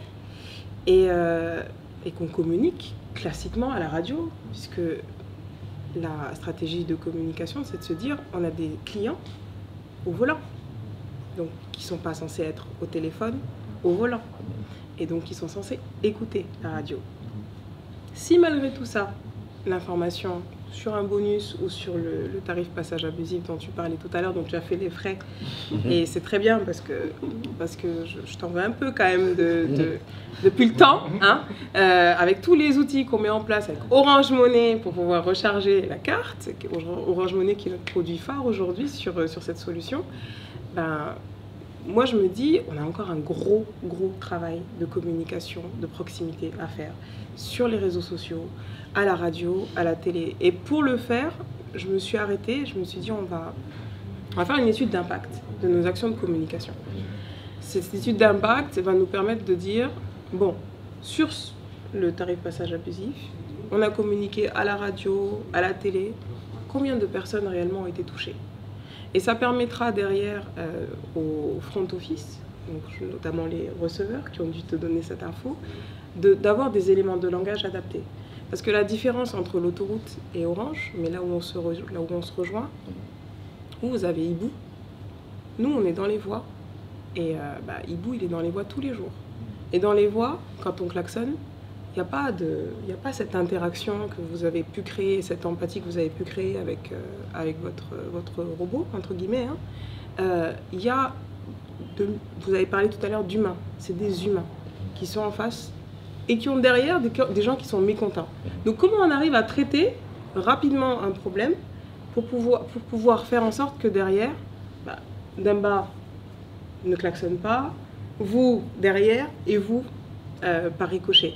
Et tout ça pour te dire que ces actions de communication, elles arrivent évidemment à un seuil d'évaluation, parce qu'on sait qu'on ne touchera jamais tout le monde, mais on sait aujourd'hui qui est au courant et qui ne l'est pas. Ça, on le sait aujourd'hui. On a fait une étude dans ce sens. Et le next step, par rapport aux éléments de langage qui sont soumis aux receveurs, c'est de se dire, créer cette empathie. Il n'est pas au courant. Il n'est pas au courant parce qu'il n'a pas... Moi, j'ai un client qui m'a dit, je n'ai ni vu, ni entendu, je ne suis pas sur les réseaux sociaux. Comment je touche ce monsieur? Comment je le touche? Il faut que ça lui arrive une fois, pour qu'il soit en front avec l'encadrement de l'entreprise. Il faut que ça arrive plusieurs fois à d'autres clients. C'est tout le paradoxe en fait de la question. Donc la communication, en tout cas sur le canal de communication qu'est l'autoroute, elle est aujourd'hui, elle arrive à un point où elle évolue, elle doit évoluer sur les réseaux sociaux, mais c'est du rabâchage. Je rejoins ce que tu disais, c'est du rabâchage. Il ne faut pas qu'on se dise, les gens sont sur les réseaux sociaux, donc on est sur l'évidence. L'évidence, c'est ça qui amène aussi certaines entreprises à ne pas intégrer l'avenir et le futur. Et le futur, aujourd'hui, il est sur le digital. Moi, je suis impressionnée par ce que vous avez dit. Enfin, j'ai tout noté, là. J'ai l'impression d'être à l'école. J'ai l'impression d'avoir reçu un cours magistral. Mais étant donné que je suis en charge également de la stratégie digitale de l'autoroute, j'ai intérêt à me fournir de retours d'expérience d'entreprises comme la vôtre, avec qui, enfin comme la vôtre ou comme la tienne et même Demba, parce que c'est l'avenir. On ne peut pas parler de voies de communication, de produits, quel que soit le produit, de télépéage, sans parler de digital. C'est impossible. C'est impossible. On sera obligé de passer par là. Maintenant, vous avez tellement de produits, vous, à diffuser.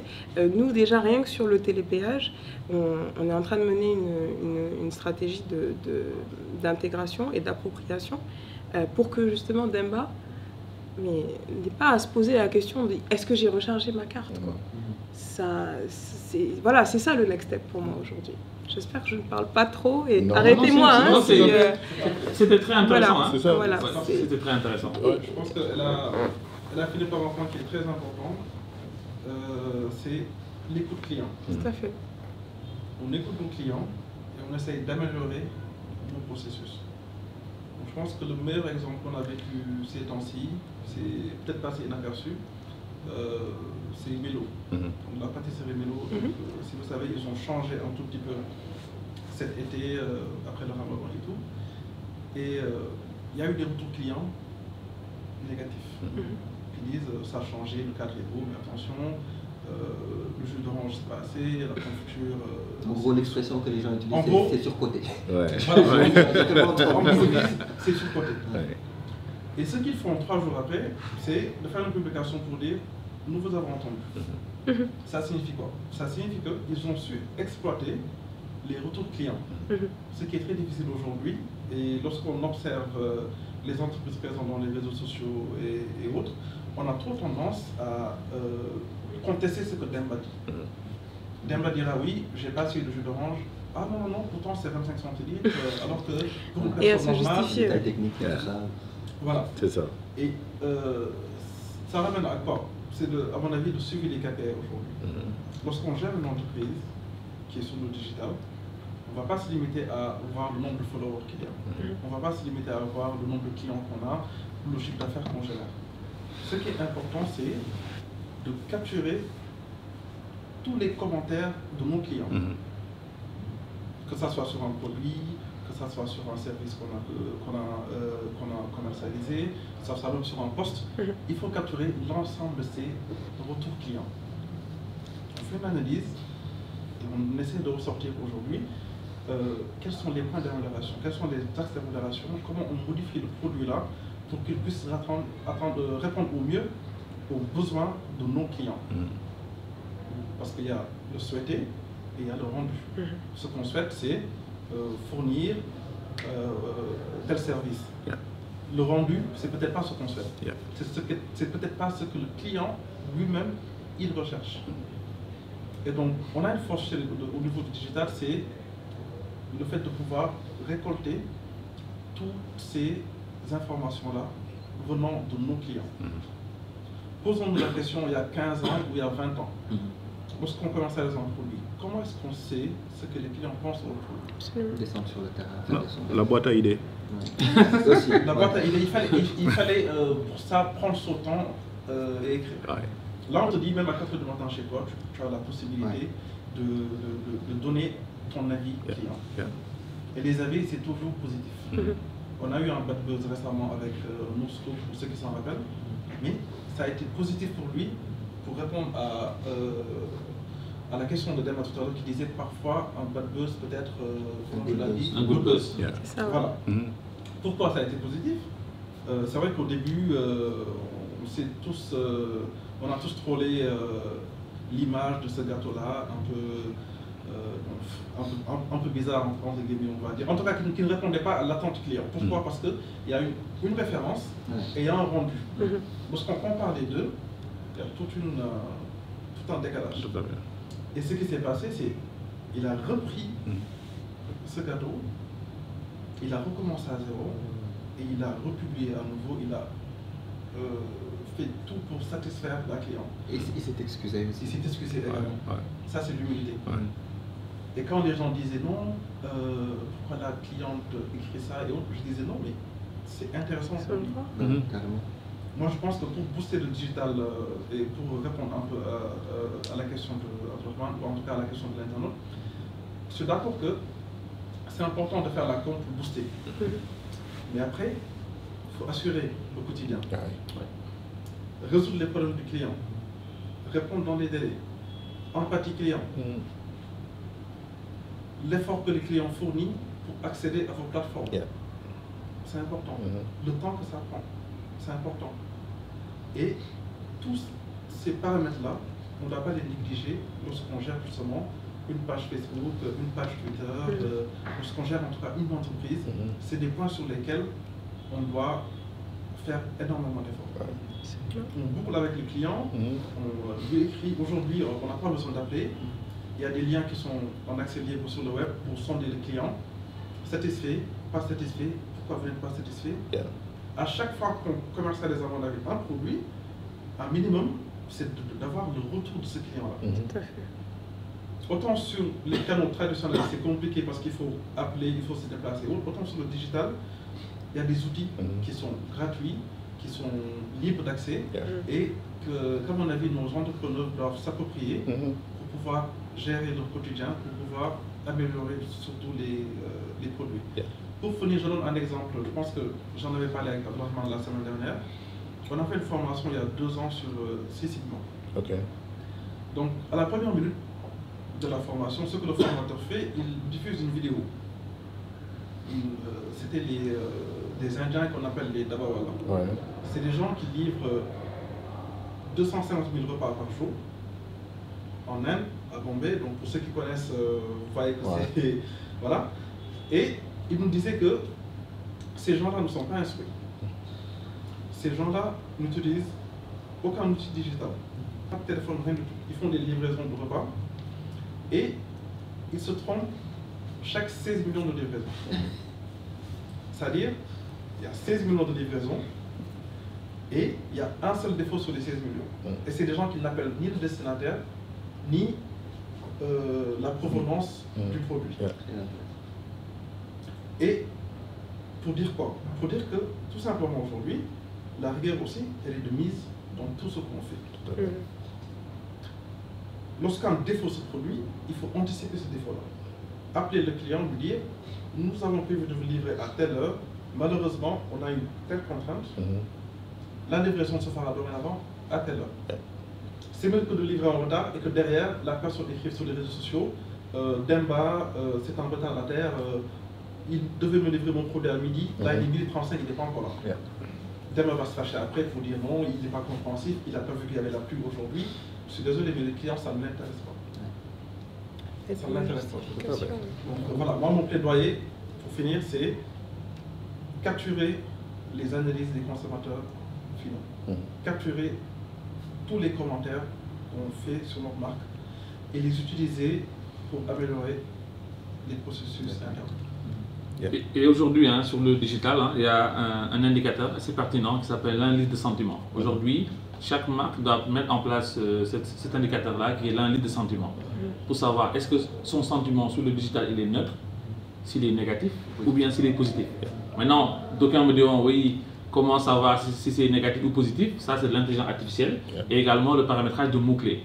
Et aujourd'hui, l'indice de sentiment, il s'améliore. Aujourd'hui, comme nous au Sénégal, on a du Wolof et du français. Il faudra qu'une personne vienne requalifier, voir que Raissa a dit que le service est top, il l'a classifié en neutre et il lui dit non. Quand on dit top, ça veut dire que c'est positif. Et ça permet rapidement, quand tu te réveilles le matin et que tu vois que le sentiment est rouge, attention, il y a un problème. Et il y a même aujourd'hui un social hub, aujourd'hui en France, qui ont pris cet indice de sentiment-là et qui l'ont lié à un mur. Ils ont un mur d'eau et le mur réagit en fonction des sentiments. Donc quand les conseillers sont là et qu'ils voient que le mur d'eau est rouge, ils disent attention, il y a un warning. Ils vont aller checker ce qui se passe sur le digital. C'est juste une petite parenthèse par rapport, on peut renchérir ce qu'a dit Moustapha. Donc je pense qu'on va prendre 2 questions après pour finaliser. Donc il y a une question que je vais adresser à Ibrahima. C'est une question même de Ibrahima. Donc Ibrahima va répondre à Ibrahima. Excellent. Quel est l'intérêt pour une marque de créer un écosystème CRM au-delà des réseaux sociaux? Ok. Un CRM par essence, c'est quoi déjà? Si on va un petit peu dans l'histoire du service client. Le CRM a commencé dans les années 1800. D'accord? quand on commençait à vendre réellement et qu'on se souciait du sentiment ou bien de la satisfaction de son client, on essaie de voir aujourd'hui, est-ce que ce client-là allait revenir pour nous dire est-ce que ça marche ou ça ne marche pas. D'accord? Donc là, on commençait à faire ce qu'on appelait le Customer Care. Donc on commençait à faire le service après-vente. Le service après-vente a évolué pour devenir Customer Care. Le Customer Care, ça veut dire simplement aujourd'hui que je vous vends un produit, mais que 2 jours après, je vous appelle. Je dis alors comment ça se passe? Est-ce que vous l'utilisez bien? Vous avez des problèmes? N'hésitez pas à me contacter si vous avez besoin. Donc là, on est un petit peu plus proactif. On est arrivé au CRM qui prend non seulement le client auquel on a vendu, mais également l'ensemble de son écosystème. Moi, en tant qu'Ibrahima, je suis marié, j'ai des enfants, j'ai des amis, des collègues, etc. Et c'est des personnes qui sont potentiellement un levier pour faire un cross-sell ou un upsell, ou pour essayer de me servir ou bien de me garder le plus longtemps dans l'entreprise. Donc, tirer le maximum de moi. Donc, le CRM permet aujourd'hui de pouvoir gérer l'ensemble de ces différentes identités qui me représentent en tant que client et qui me permettent en un seul point d'avoir une vue à 360 degrés, tant du côté marketing, service, social, etc. Donc, d'avoir cette vue globale. Et le CRM a évolué pour devenir ce qu'on appelle maintenant le Customer Experience. Parce que le client n'a pas besoin de savoir que je suis au département commercial, n'a pas besoin de savoir que je suis au département technique, etc. Je n'ai pas besoin d'être rebalancé entre les différents départements. Je parle à un individu d'une société, comment il gère sa cuisine interne, ça ne me regarde pas. L'important, c'est que je vais avoir une réponse à la question qui m'importe. Maintenant, la question, c'est de savoir en quoi est-ce que c'est important d'avoir un CRM. Oui, au-delà. Oui. Au-delà du digital. On parle de l'intégration entre le CRM peut-être et ce dont on parlait tout à l'heure. C'est ça. Oui. Le CRM permet d'avoir l'information globale sur le prospect ou le client, en fonction de là où il en est dans son cycle de vie. Mais il interagit dans une relation, dans une transaction. Est-ce que vous voulez savoir ce qu'on propose comme produit? Est-ce que vous voulez acheter le produit? Est-ce que vous voulez l'utiliser? Est-ce que vous voulez le tester? Est-ce que vous avez un problème? Et ça, ce n'est pas le CRM en tant que tel qu'il fait. C'est les antennes du CRM qui sont aujourd'hui dans les soi-disant départements qui vont gérer la comptabilité, la finance, les réseaux sociaux, etc. Donc le CRM devient un hub. Et sur la partie digitale, aujourd'hui, on est en train de parler de multicanalité. On est en train de transiter vers ce qu'on appelle l'omnicanalité. Ce qui fait que ce soit sur l'application mobile, sur le web, sur les réseaux sociaux, je peux tout faire. Je peux autant voir les informations, acheter, me faire servir sur le digital, à travers le web, à travers les réseaux sociaux, à travers d'autres canaux tels que le chatbot, etc., sans pour autant qu'il y ait de différence de service. Donc le CRM, il est central. Il permet de dire que voilà, Ibrahima, c'est un client qui est venu là, on l'a depuis 10 ans. Voici les produits et services qu'il a achetés, voici son profil, voici ce qu'on peut lui vendre. Si Ibrahima se connecte sur l'application mobile, quelle est l'interface que je dois lui montrer? Qu'est-ce qui est intéressant pour lui? Vos clients chez FH, vos clients sont différents. Vous avez quelqu'un qui est chauffeur d'Indiagandiaï, vous avez un autre qui est un directeur d'entreprise. Un jeune cadre dynamique, disons, un GDC. Ils n'ont pas les mêmes sensibilités. Absolument. Ils n'ont pas les mêmes besoins d'information. L'iconographie doit s'adapter à l'interface, à l'individu qui utilise l'application. Ce qui fait que quand moi je prends l'application, par exemple, Orange et moi. Orange et moi, vous avez dit. Donc je dois trouver les informations qui, moi, me concernent. Je n'ai pas besoin d'aller farfouiller. Ça doit ramener automatiquement ce qui me concerne. Je dois pouvoir savoir en un seul coup d'œil combien j'ai sur Rapido. Tout de suite. Après, vous lui parlez. OK? OK? On doit pouvoir savoir, à partir de là. C'est une très bonne voie. À partir de là, je dois avoir il faut que ça soit possible. C'est une très bonne voie. Voilà. À partir de là, je dois avoir un bouton pour recharger 5000. Et qui me donne un code QR que je vais déposer sur un portique au niveau de la borne, de sorte à ne pas avoir ce problème d'avoir à payer 5000 francs que je n'ai pas en poche, mais que j'ai sur mon Orange Money. Si je le fais sur Orange Money, ça va me prendre 2 minutes. Et pendant non, j'appuie sur un bouton, ça génère un code QR, je paye, je pars. Donc le CRM permet de créer une expérience d'autonomisation du client. Et derrière cette expérience-là qui fait qu'en fait, il se sent bien avec la marque et qu'il n'a pas envie d'aller ailleurs. C'est ça. En fait, si je résume, si j'ai bien compris ton propos, c'est le CRM se met à la place du client et fait à la place du client sa propre expérience donc éprouve l'expérience du client, pouvoir proposer derrière des solutions adaptées à ce qu'il veut tout de suite. Tout à fait. On fait un exercice en interne en général avec des clients. Ça porte sur une journée ou une demi-journée. Ce qu'on appelle un Customer Experience Journey Mapping, un CXJM. Vous pouvez trouver sur Google, vous allez voir un petit peu ce que ça veut dire. Le CXJM met aujourd'hui en ligne les différents points de contact qu'on a avec un client sur un parcours bien déterminé. Disons par exemple sur la recharge de crédit à travers Orange Money. Simple. Quelles sont les différentes actions qui sont faites par l'individu? Quels sont les systèmes qui sont utilisés? Quelles sont les personnes qui interviennent en back-office, en front-office? Et quel est l'éventail de sentiments par lequel on passe? Quel est le point de rupture qui fait en général qu'une personne abandonne la transaction? Et quel est le point sur lequel la personne en général quitte l'entreprise? Et on essaie de voir aujourd'hui comment modeler ces différents éléments de sorte à avoir un parcours positif qui va rendre ce sentiment-là positif en fait du point de vue de ce process bien déterminé. Maintenant, dans une entreprise, on peut avoir une centaine de processus. Absolument. Donc c'est un exercice à faire point par point pour pouvoir le faire. Donc, mais également, hein, le CRM aujourd'hui permet d'avoir ce qu'on appelle la vue 360. C'est-à-dire aujourd'hui, l'entreprise doit avoir une vue 360 degrés. Donc sur les applications, hein, on est habitué au multiscreen. Là, on commence une vidéo sur smartphone, on la termine sur PC. Eh bien, un CRM 360 permet de faire la même chose. Raïssa va au niveau d'une agence, elle pose une demande, elle appelle au téléphone, on lui dit ok, vous étiez en agence à 10 h, la demande est en cours, elle est pressée, elle fait un tweet, et l'agent au tweet lui dit oui, effectivement, nous avons vu que vous êtes allé en agence, vous avez appelé au téléphone, mais la demande est toujours en cours. Et le client se dit waouh, mon problème il est suivi. Voilà. C'est un peu comme ça que je suis arrivée ici. Excusez-moi, mais c'est exactement comme ça que je suis arrivée ici. J'ai posé une question, on m'a répondu, et je suis là. Voilà, c'est ça. Voilà, et ça permet de mapper avec le customer journey dont Ibrahim a parlé. C'est vraiment un sujet très large qui peut même faire l'objet d'un panel comme ça, peut-être qu'on aura l'occasion dans d'autres tribunes d'en échanger. Donc la dernière question. Quelle stratégie faudrait-il employer pour que le client se familiarise avec un chatbot? Ok. Alors, quelle stratégie? Enfin, si je peux juste... bien sûr. Pour les usages les plus courants, on voit que dès qu'on arrive sur les pages, le chatbot se déclenche. Et ça fait que, ok, les gens... Après, c'est des options. Soit il peut se déclencher lui-même, soit il attend qu'on essaie d'initier une conversation pour commencer à discuter avec. Et aujourd'hui, je pense que pour que les gens puissent s'approprier, en tout cas, avoir l'habitude d'échanger avec un chatbot, il faudrait nécessairement qu'ils puissent savoir qu'il existe. Parce que si on laisse au client, quelque part, la latitude d'entamer la discussion ou pas, il peut juste arriver sur la page ou arriver sur la plateforme et essayer de trouver comment est-ce qu'il va régler son problème. Donc ça déjà, ça peut être un point bloquant qu'on peut éliminer en enclenchant la discussion dès que la personne arrive sur la plateforme. Maintenant, les chatbots, il faut savoir aussi les simplifier. Il faut savoir qu'ils doivent nécessairement répondre à des demandes précises.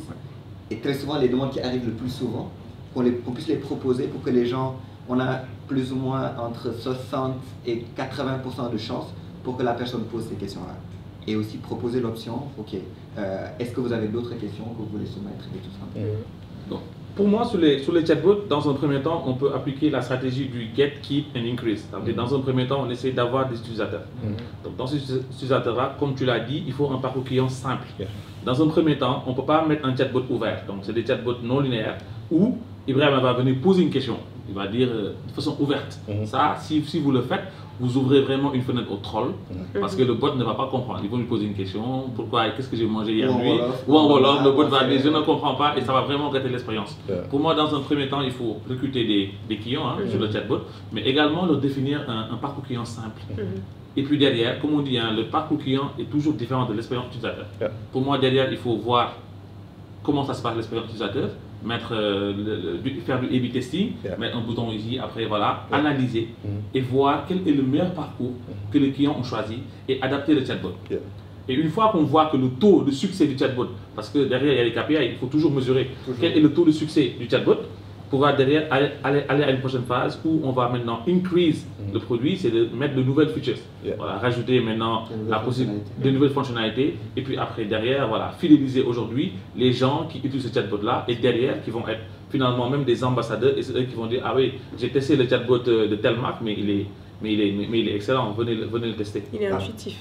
En fait, il faut faire en sorte que le chatbot soit intuitif. Intuitif.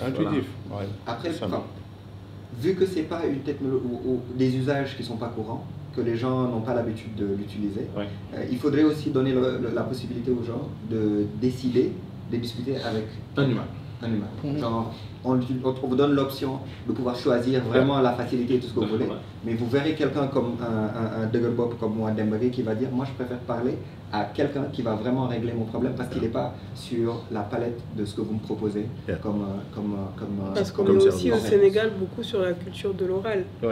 Et ça c'est quelque chose qu'il faut intégrer dans ce processus. Sachant qu'il y a des chatbots qui sont vocales. Aujourd'hui, il y a Alexa, ces chatbots-là aujourd'hui peuvent, tu peux venir, oui, et il comprend. Mais c'est vraiment c'est une technologie assez avancée. Et voilà, il faut également connaître sa cible pour mettre en place ces choses-là. Mais un message est clair aujourd'hui, un chatbot ne pourra jamais remplacer l'humain. Pas encore, pour le moment, à date. Voilà, c'est ça. Maintenant, on va y arriver, les gens y travaillent, la technologie avance. Voilà, peut-être qu'un jour, on aura vraiment une intelligence artificielle. On a vu que Google en a parlé. L'IA a pu passer un rendez-vous dans un salon de coiffure. Et la personne au bout du téléphone ne savait pas qu'elle parlait avec un robot. Donc c'est vraiment des sujets d'avenir sur la relation client digitalisée. Pour moi, le futur de la relation client digitalisée, c'est ça, c'est quelques humains et après beaucoup d'intelligence artificielle avec du machine learning et tout ça. Et beaucoup de voix aussi. Et beaucoup de vocalisation. Voilà, donc pour moi, c'est un peu ça le futur le next step de la relation client digitale. Également tout ce qui est espace communautaire et tout. Pour moi, c'est un peu ça. Pousser les clients à eux-mêmes régler leurs problèmes. Parce que je ne sais pas si vous le savez ou pas, mais il y a une marque dans le monde, en Angleterre, ils n'ont pas de service client. Le service client est assuré par les clients eux-mêmes. En fait, c'est ça aussi culturellement, on n'est pas très autonome. On aime l'assistance, l'assistanat. Et oui, le jour où on arrive à faire en sorte d'avoir un produit qui se vend tout seul, qui règle ses problèmes tout seul par des clients qui sont autonomes. Moi, ce que je vois comme futur, c'est effectivement que les outils nous permettent aujourd'hui de faire énormément de choses.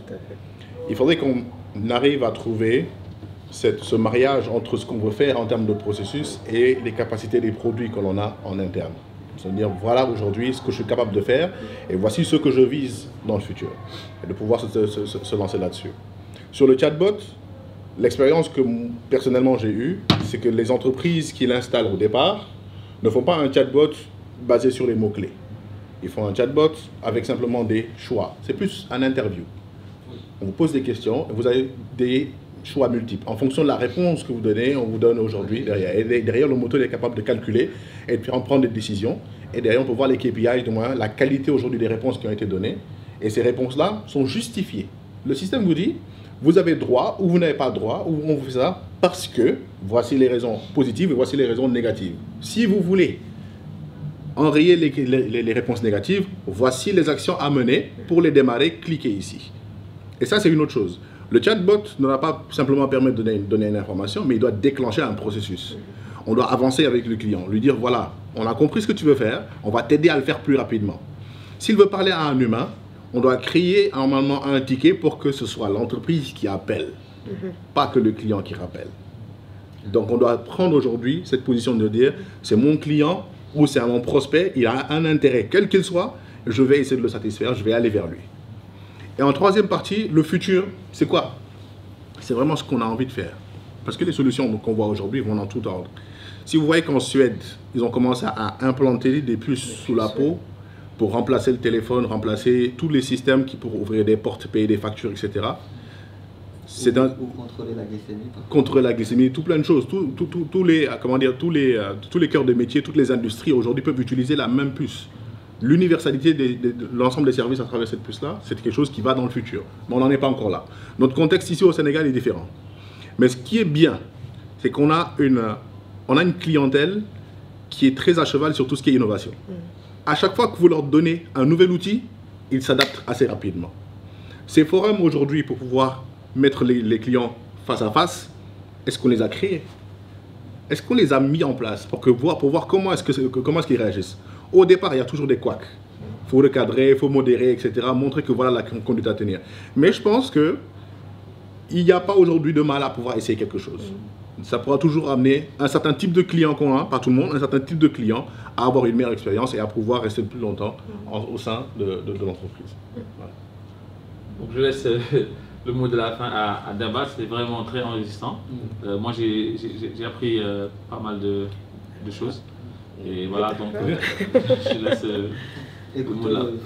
je pense que je vais parler pour toutes ces personnes qui sont là aujourd'hui. Merci en tout cas de nous avoir accueillis sur cette plateforme pour échanger en tout cas des différentes expériences clients, autant en tant que client que en tout cas professionnels qui travaillent un peu dans cet écosystème-là de gestion de la relation client.